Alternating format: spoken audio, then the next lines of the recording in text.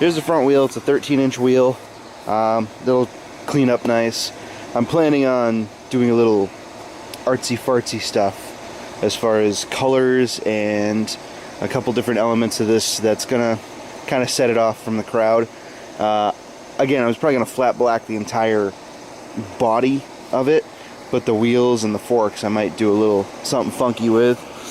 I get the covers that cover up this stuff. There's side covers on the that go into these holes here and kind of clean all this up, so it looks like a big plastic. I think they wanted it to look like cast aluminum, but it still looks like plastic. All my fairing stays and everything are straight. There's nothing bent on this, which is nice, so everything can bolt right back up without too much trouble. Here's the mileage: 1,782 miles. Again, I thought it was like 1,300 miles or something, but you have your idiot lights for your high beam, directionals, and your parking brake, because that actually has a parking brake. You got a fuel gauge. Oh, there's the fuel gauge. You got a fuel gauge, temperature gauge, and there's a clock in there.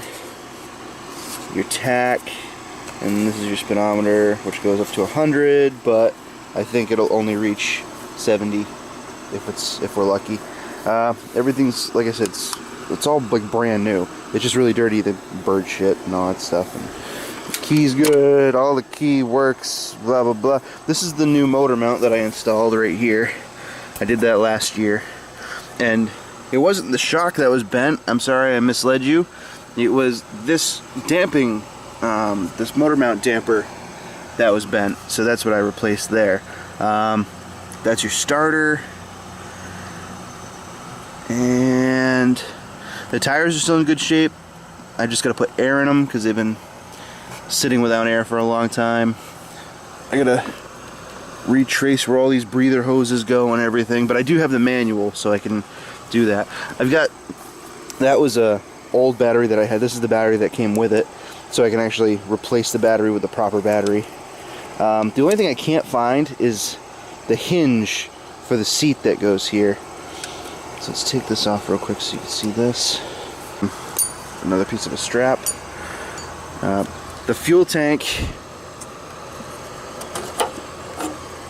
gross. It's like that all on the inside, so I'm gonna have to do something about that. Maybe just get a new tank.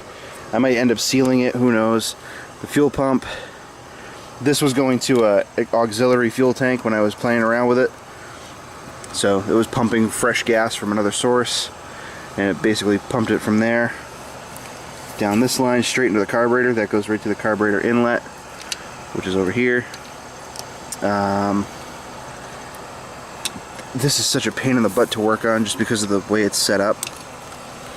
I think I'm missing, I think I might be missing all the carburetor screws. That one's stripped. I think that's why I ended up stopping working on this. This is your idle adjustment. A bunch of breather hoses all over. I'm gonna have to take this straight out because it was sitting up like this, and somebody built a nest in there, like a mud wasp built a nest in there, and just, you know, the throttle works and everything. It's all freed on the inside, but this is just, it's all grody. There was also a funny thing that I haven't seen on too many bikes, or at least carbureted bikes, and that was a this thing right here. This is like an accelerator pump needle. I think it's actually an anti-backfire needle, but there's a solenoid in here that opens up. It may just be a fuel shutoff solenoid. I'm not completely sure. I'll have to look up what this is, but it goes down right there into that, see that closed up orifice? It goes in there, and I think I've lost the clamp that holds that in too, so I'm gonna have to find that too. But that's the engine. It's a cast iron block. Everything else is aluminum head, single overhead cam, 250 cc's. Your clutch is right in here. This is like an air filter for your clutch. This is the actual air box where there's a tube that goes here to the carburetor through this open area here. But that's pretty much it. I mean, it's in really good shape. It needs a good cleaning. Like, there's no rust on the exhaust.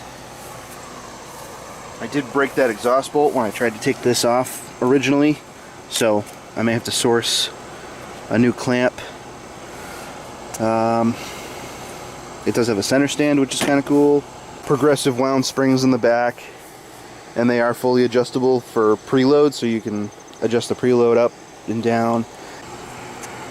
Little tiny radiator in there with a little tiny fan motor on it.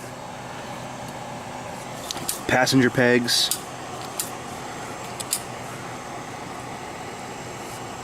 But yeah, pretty cool. Sorry I'm being a little boring about it, but it is what it is. So I haven't checked the oil either. I don't even know if there's oil in the thing.